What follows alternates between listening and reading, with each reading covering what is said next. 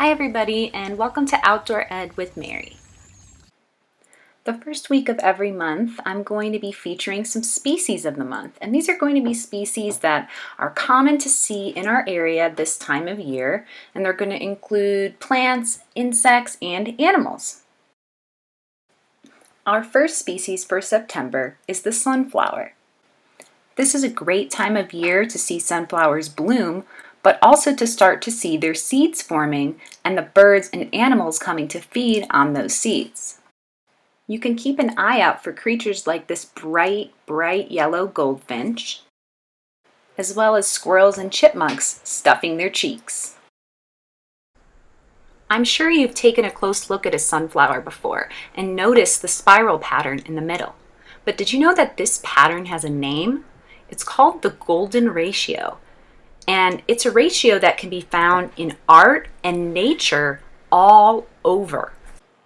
I can't even begin to list all of the examples, so here are just a few to look at.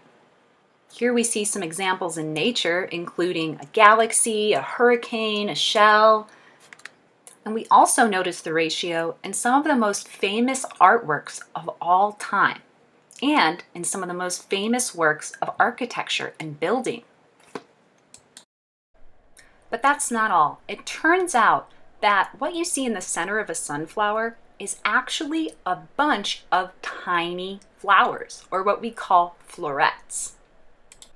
Because the sunflower has so many flowers instead of just one, it's able to pollinate much more easily as insects travel across it. Even the petals, or what we would think of as petals around the outside, are actually just modified florets. So every sunflower is actually a bunch of tiny flowers together. There are many types of sunflowers, including wild varieties, like the one this eastern tiger swallowtail is sipping on. I'm sure you're all used to seeing this big yellow butterfly in our area, flying around, drinking nectar, and generally just being really pretty. But did you know that some eastern tiger swallowtails have evolved to trick birds? Yes, some swallowtails have evolved this black color that you see on the left. Why would changing colors help them avoid being eaten? They're using a technique called mimicry, which means they are trying to look like a different species. In this case, they're hoping that birds will mistake them for their toxic cousin, the pipevine swallowtail, which is harmless to humans but poisonous for birds. We see this same mimic with the spicebush swallowtail and the red-spotted purple. And you thought your little cousins copied you all the time.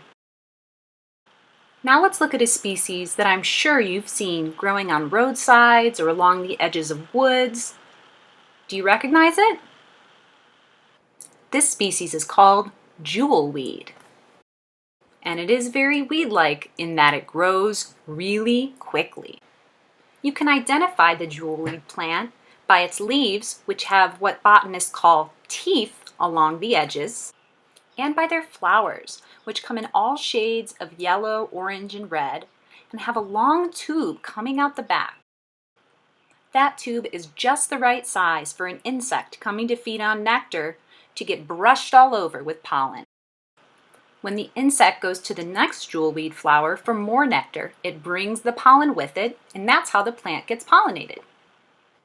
You might want to be careful if you're exploring a patch of jewelweed, because it loves to grow next to poison ivy. But if you do end up itchy, don't worry, because jewelweed can actually help stop the itching. It contains medicine that specifically fights poison ivy rash, and they grow together. How's that for teamwork? Here's another flower that I'm seeing all over the side of the road this time of the year. This is called Joe Pye weed, and believe it or not, it's actually in the same family as the sunflower. These tall, fluffy pink flowers attract a lot of insects, from butterflies and moths to flies, wasps, and of course, bees. Keep your eye out for this beautiful plant alongside the road and also at parks and trails. Speaking of keeping an eye out, let's go to our last species of the month. This is the Copperhead snake, and in our area, September is their most busy time of year. I know many of you have stories about times that you might have seen a copperhead, or maybe you saw an adult hurting a copperhead because they were worried about their venom. Copperheads are venomous snakes, and their bite could send you to the hospital. But the good news is they're not aggressive. This means that unless you accidentally step on this snake, it's most likely to be afraid of you and leave you alone as much as possible. The pattern on the copperhead is supposed to look like leaves on the ground, and it does a really good job of camouflaging this snake. This painting by an artist named Abbott Henderson Thayer was one of the first times that a human looked at animal camouflage and tried to copy it in order to make camouflage for the military. Copperheads, just like all snakes, are an important part of the ecosystem. They eat pests that would otherwise overtake our yards and woods, so it's best to leave them alone as much as possible. So this time of year, the time when copperheads are most active, it's good to keep an eye out to where you're stepping. Consider wearing boots instead of sandals or going barefoot. Make sure that you don't accidentally step on one of these peaceful snakes and cause it to bite you in self-defense. Now it's time for this week's Eco Challenge.